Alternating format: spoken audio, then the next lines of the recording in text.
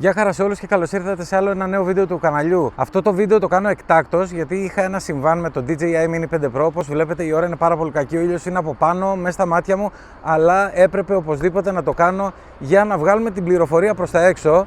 Είχα λοιπόν ένα συμβάν με το DJI Mini 5 Pro πριν 2 μέρες, όπου περίπου στα 1800 μέτρα απόσταση το χειριστήριο αποσυνδέθηκε από το drone, το οποίο εντάξει δεν είναι και κάτι το φοβερό, αυτά γίνονται.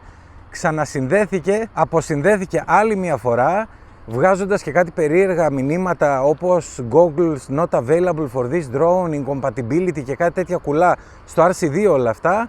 Και εν συνεχεία όταν περίμενα ξανά για δεύτερη φορά να συνδεθεί για να το φέρω πίσω, γιατί μου είχε βγάλει και signal interference κτλ. Δεν έγινε ποτέ, παιδιά, αυτό το πράγμα. Δεν επανασυνδέθηκε ποτέ. Και ό,τι και αν έκανα, μέχρι και restart έκανα το DJI RC2, δεν μπορούσε με τίποτα να επανασυνδεθεί. Περίμενα κι εγώ λοιπόν και λέω τώρα ή το χάσαμε ή θα έρθει πίσω. Γιατί ήταν περίεργο το πρόβλημα αυτό, δεν το είχα ξανά αντιμετωπίσει. Παρ' όλα αυτά, έβαλα το ρολόι κάτω, είχα υπολογίσει περίπου πόση ώρα χρειαζόμουν για να πάω στο σημείο που ήμουν, άρα είχα υπολογίσει και την ώρα που ήθελε για να γυρίσει σε περίπτωση που έμπαινε σε RTH. Περίμενα, περάσανε κάποια πολύ αγωνιώδη λεπτά, λέω το χάσα τον drone. Παρ' όλα αυτά, με λίγο καθυστέρηση, το είδα στον αέρα και χαλάρωσα λιγάκι και λέω εντάξει, ήρθε το drone πίσω, οπότε θα προσγειωθεί και απλά τελειώνει εδώ η υπόθεση, κάνω restart, δεν βλέπω αν υπάρχει κάποιο update και τα λοιπά να το κάνω και προχωράμε. Όμως ήρθε και κάθισε και έκανε hover περίπου στα 2 μέτρα από το σημείο, από το return to home point δηλαδή, δεν προσγειώθηκε και φυσικά εγώ δεν μπορούσα να το χειριστώ με το DJI RC2 γιατί δεν συνδεότανε με τίποτα, με καμία κυβέρνηση. Δεν μπορούσα να κάνω απολύτως τίποτα, παιδιά. Τι το έκανα restart, τι το έκανα αποσύνδεση, σύνδεση στο Wi-Fi, ό,τι μου ερχόταν έκανα, μέχρι και Ni 3 κατέβασα, το οποίο ήταν συνδεδεμένο από πριν, από παλιά, με το Mini 5 Pro και δεν μπορούσε ούτε το Ni 3 να συνδεθεί για να μπορέσω να το προσγειώσω εκεί πέρα που ήθελα. Άρα σε εκείνο το σημείο λέω, ok, εντάξει, πάρα πολύ απλά. Θα είναι εκεί πέρα το drone, κάνει hover, το βλέπω, ήταν πολύ κοντά μου. Από κάτω είχε άχυρα, δέντρα, ξέρω κτλ. Μόλις αρχίσει να τελειώνει η μπαταρία, θα πάει να προσγειωθεί, θα βρει σε κάποιο δέντρο, θα τον πάρει και θα πέσει και θα σπάσει. Οπότε εκεί σε αυτό το σημείο το είχα πάρει απόφαση ότι σίγουρα θα έχω ζημιά, αλλά τουλάχιστον θα το έχω μπροστά μου και θα μπορέσω να το πιάσω, γιατί ήταν, να σας λέω, πολύ κοντά. Απλά έκανε hover και εγώ δεν μπορούσα να το μετακινήσω από το σημείο που έκανε hover. Δηλαδή, αν μπορούσα να το φέρω 1 μέτρο δεξιά ή αριστερά, θα ήμουν κατευθείαν σε πεζοδρόμιο, οπότε δεν θα υπήρχε κανένα θέμα συζήτησης. Αλλά δεν γινόταν αυτό το πράγμα. Τώρα, επειδή πολλοί θα βιαστείτε και θα πείτε, ήδη μου το έχουν πει και στα σχόλια, τι κάνεις τα firmware update και εμείς έχουμε να κάνουμε 2 χρόνια firmware γιατί δουλεύει καλά. Παιδιά, δεν είναι έτσι. Όταν η εταιρεία βγάζει firmware update, το βγάζει για να βελτιώσει κάποια λάθη ή κάποια error που είχαν βγει παλαιότερα. Άρα τα βρίσκει και τα βελτιώνει. Αυτά τα λάθη, τα error, δεν εμφανίζονται σε όλους τους χειριστές. Μπορεί να εμφανιστεί 1 στους 50. Δεν είναι απαραίτητα ότι αν κάποιος έχει ένα πρόβλημα με το RC2 του ή με το Mini 5 Pro θα έχουν όλοι. Πρώτον αυτό. Δεύτερον, δεν είχα κάνει update. Και θα σας πω τον απλό λόγο. Δεν το είχα πάρει χαμπάρι ότι υπήρχε update στο DJI RC2, όπως σας είπα να το κάνετε, γιατί διορθώσανε αυτό το πρόβλημα και θα σας πω πώς το ξέρω. Άρα το ότι δεν είχα κάνει update σημαίνει ότι πετούσαμε firmware με το οποίο έχω πετάξει άπειρες ώρες στο παρελθόν. Δεν είχα κάνει κάποιο καινούριο update. Το βίντεο ή μάλλον η πτήση που έκανα δεν ήταν πτήση για να δοκιμάσω το καινούριο firmware. Καμία σχέση. Ήταν απλά μια πτήση να βγάλω ένα βίντεο, μερικές φωτογραφίες κτλ. Από εκεί και πέρα λοιπόν, υπό αυτές τις συνθήκες, το drone έκανε, όπως σας είπα, hover, άρχισε να κατεβαίνει, περίμενα εγώ υπομονή, έχουμε κάνει τα hover test μας, τα έχουμε κάνει όλα, οπότε ήξερα τους χρόνους και εδώ πέρα σας βάζω το κομμάτι του πόσο σημαντικό είναι να ξέρεις τους χρόνους, να ξέρεις τι να περιμένεις, πότε να περιμένεις. Όταν έχασα το σήμα, ήξερα ότι ήθελα περίπου 3 λεπτά, περίπου 3 με 4 λεπτά για να πάω εκεί. Οπότε υπολόγισα τον ίδιο χρόνο επιστροφής, μόνο που μου έκανε λίγο παραπάνω και θα σας βάλω το βίντεο να δείτε, γιατί το drone καθ' όλη τη διάρκεια αυτής όλης της ταραχής, του χαμού τέλος πάντων, έγραφε βίντεο. Οπότε θα σας βάλω το βίντεο που δείχνει που γυρνάει προς τα πίσω και γυρνάει με χαμηλότερη ταχύτητα. Αυτό όχι γιατί είχε αέρα, απλά γιατί γυρνάει με χαμηλότερη ταχύτητα. Δεν το γνωρίζω γιατί. Και λοιπόν τελειώνει η μπαταρία σιγά σιγά, κατεβαίνει, κάνει το πρώτο descent, βρίσκει εμπόδια, προφανώς δίνει το DJI Mini 5 Pro στον κεντρικό επεξεργαστή το σήμα ότι είναι ακατάλληλη επιφάνεια να προσγειωθεί και έμεινε πάνω από τα δέντρα, παιδιά, έτσι, και έμεινε και λέω εντάξει, ok, τώρα περιμένουμε απλά να φτάσει στο αμήν, δηλαδή κάτω από 5% για να κάνει υποχρεωτική προσγείωση όπου να είναι. Οπότε περίμενα κι άλλο περίμενα και μετά από 3 λεπτά, 2-3 λεπτά και με όλα τα τεστ που έχουμε κάνει, να δείτε πόσο σημαντικά, το ξαναείπα και πριν αλλά το ξαναλέω, πόσο σημαντικά είναι να ξέρεις τους χρόνους. Μετά από 2-3 λεπτά λοιπόν, παιδιά, αναγκαστική προσγείωση όπου και αν βρίσκεται το drone, γιατί έτσι είναι προγραμματισμένο. Η τύχη σε αυτό το σημείο ήταν ότι βρήκε σε ένα φύλλο ενός δέντρου που έχει κάτι μεγάλα φύλλα, τέλος πάντων, που είναι μαλακά, βρήκε ο ένας έλικας και απλά μόλις ένιωσε εμπόδιο κλείσανε οι κινητήρες του Mini 5 Pro και σε αυτό το σημείο τούμπαρε ανάποδα το Mini 5 Pro. Μιλάμε τώρα σε ύψος 2 μέτρων. Μιλάμε για τέτοιο ύψος, δεν σας λέω από πάνω. 2 μέτρα τώρα, τέτοια κατάσταση. Τούμπαρε το Mini 5 Pro και έπεσε κάτω ανάποδα σε κομμένα χόρτα, τα οποία είχαν γίνει πλέον σαν άχυρο, γιατί είχαν εξεραθεί, σαν να πέφτει, παιδιά, σε πούπουλα. Τόσο μαλακά, δηλαδή ήταν και τύχη το συγκεκριμένο, γιατί αν έπεφτε στο χώμα από τα 2 μέτρα σίγουρα θα υπήρχαν κάποιες γρατζουνιές, τίποτα, ούτε σκόνη, παιδιά, δεν είχε. Έπεσε στα μαλακά εντελώς. Αυτό ήταν εντελώς τυχαίο και πραγματικά έκανα του σταυρό μου και λέω αν είναι δυνατόν. Παρ' όλα αυτά όμως, αυτό το πράγμα που έγινε δεν μπορούσα να το αφήσω έτσι, γιατί ανά πάσα ώρα και στιγμή μπορεί να γίνει και σε κάποιο άλλο drone. Και μην ξεχνάτε, πέταγα με το Mini 5 Pro.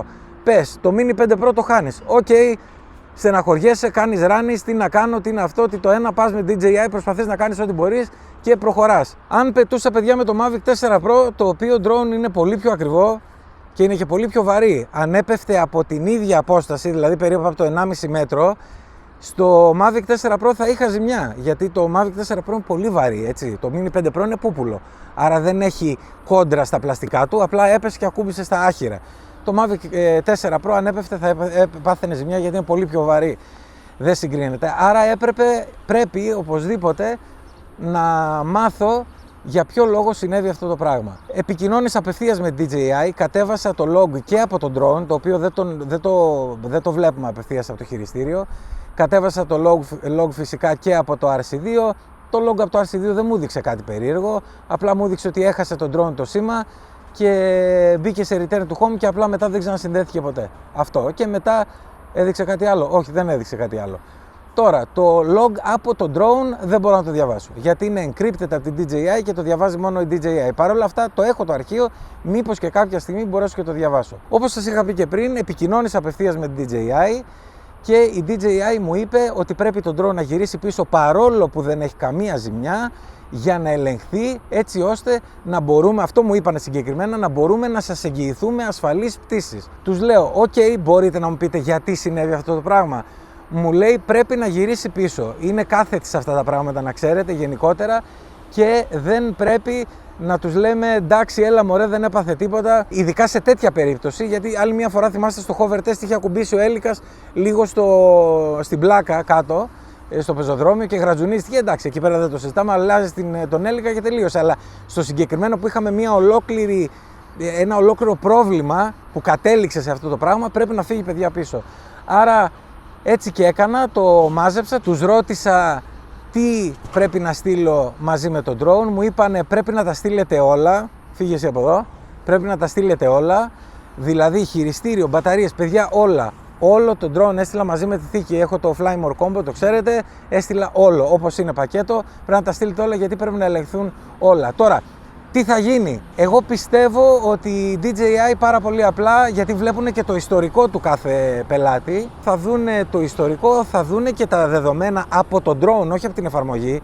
Τα δεδομένα της εφαρμογής τα έχουν ήδη, παιδιά. Γίνονται upload απευθείας μετά το τέλος κάθε πτήσης μας ή όταν συνδέουμε το RC2 σε Wi-Fi. Και αν πετάμε με κινητό τηλέφωνο γίνονται απευθείας. Θα δουν και τα δεδομένα από το drone και θα βγάλουν κάποιο συμπέρασμα. Το οποίο για μένα, αν με ρωτάτε, μετά από την εμπειρία μου με την DJI τόσα χρόνια, χάριν ευκολίας θα πούνε εντάξει, ok, δώστε ένα καινούριο και πάμε παρακάτω. Δεν πιστεύω ότι θα μου δώσουν συγκεκριμένη αιτιολόγηση, αν και τους το έχω ζητήσει, γιατί θα ήθελα πραγματικά να ήξερα τι έγινε. Πρέπει να ξέρεις τι γίνεται για να μπορείς να το αποφύγεις. Ήτανε όντως παρεμβολή, ήτανε error του DJI RC2, τι ήτανε, να ξέρουμε, να μην ξαναπάω σε εκείνη την περιοχή, ας πούμε, και τέτοια πράγματα. Δεν νομίζω να μου δώσουν κάποια τέτοια απάντηση. Παρ' όλα αυτά όμως, εγώ πιστεύω ότι η διαδικασία με DJ, το χειρότερο που μπορεί να γίνει βασικά είναι, να σας πω, να μου πούνε ότι ξέρεις κάτι, δεν βρήκαμε κάτι λάθος, οπότε σε χρεώνουμε, ξέρω εγώ, 20, 30, 40 ευρώ, δεν ξέρω πόσο είναι, τον έλεγχο και στο στέλνουμε πίσω και τελείωσε. Είναι εντός εγγύησης, οπότε θα χρεώσουν μόνο ή τον έλεγχο ή τα μεταφορικά, δεν ξέρω, κάτι από τα δύο. Πάντως κάποιο από τα δύο καλύπτεται, ή ο έλεγχος καλύπτεται και δεν καλύπτονται τα μεταφορικά, ή καλύπτονται τα μεταφορικά και όχι ο έλεγχος, κάτι τέτοιο, γιατί είναι εντός εγγύησης. Όχι care, απλή εγγύηση των 2 ετών που έχουν όλες οι ηλεκτρονικές συσκευές στην Ευρωπαϊκή Ένωση. Άρα το χειρότερο που μπορεί να γίνει είναι να μου πούνε 30-40 ευρώ για τον έλεγχο, για τα μεταφορικά, δεν ξέρω, τέλος πάντων, και πάρ' το πίσω ως είναι και είναι μια χαρά. Εγώ νομίζω ότι δεν θα γίνει αυτό το πράγμα, γιατί μετά από τόσα χρόνια έχω δει πάρα πολλά με DJI, θετικά πάντα. Δεν έχω αρνητικό να πω για την DJI σε αυτό το κομμάτι. Εγώ πιστεύω ότι θα πούνε εντάξει, πάρ' το πίσω, δώσω ένα καινούριο για να είμαστε σίγουροι ότι θα έχει ασφάλεια στις πτήσεις του. Παρ' όλα αυτά, παιδιά, θέλω να σας πω, γιατί κάνω αυτό το βίντεο. Κυρίως για να πω ότι δεν έχει σημασία εάν σε κάποιον έχει βγει ένα λάθος στο firmware ή οτιδήποτε και σε κάποιον δεν έχει βγει. Ας πούμε σε μένα. Το ότι βγήκε σε μένα κάποιο λάθος, έγινε κάτι με την εφαρμογή, κόλλησε το RC2 κτλ. Δεν σημαίνει ότι θα γίνει σε όλους. Δεύτερον, δεν είναι τρόμος και φόβος να κάνουμε firmware update το χειριστήριό μας, τον drone κτλ. Εγώ κάνω τα βίντεο δοκιμαστικά με τα firmware ακριβώς για αυτό το λόγο. Γιατί ξέρω ότι υπάρχουν φίλοι οι οποίοι φοβούνται να το κάνουν αυτό το πράγμα, φοβούνται να κάνουν update, σου λέει δουλεύει καλά, άστο. Τα firmware update, παιδιά, γίνονται γιατί διορθώνουν λάθη. Που σημαίνει ότι κάποιο λάθος μπορεί να μην το έχετε δει ακόμα, να υπάρχει από κάτω να υποθάλπτει και να σας βγει κάποια στιγμή, ενώ αν κάνετε το firmware update να μην σας βγει ποτέ. Άρα η πρότασή μου είναι να κάνετε firmware update αφού βλέπετε τα βίντεο δοκιμής στο κανάλι για τα firmware. Τώρα, το DJI RC2, εγώ έκανα φυσικά το firmware update το τελευταίο. Έχω μαζί μου το Mavic 4 Pro. Έκανα πτήση, δουλεύει μια χαρά το χειριστήριο. Δεν ήταν update στο drone, ήταν στο χειριστήριο. Δουλεύει μια χαρά το χειριστήριο, οπότε σας προτείνω να το κάνετε. Αυτά, παιδιά, νομίζω ότι όλα θα πάνε καλά με DJI. Φυσικά θα κάνω κι άλλο βίντεο να σας ενημερώσω. Ευχαριστώ πολύ που ήσασταν για ένα βίντεο κοντά στο κανάλι. Like, subscribe, τα σχόλιά σας και τα λέμε στο επόμενο. Γεια χαρά!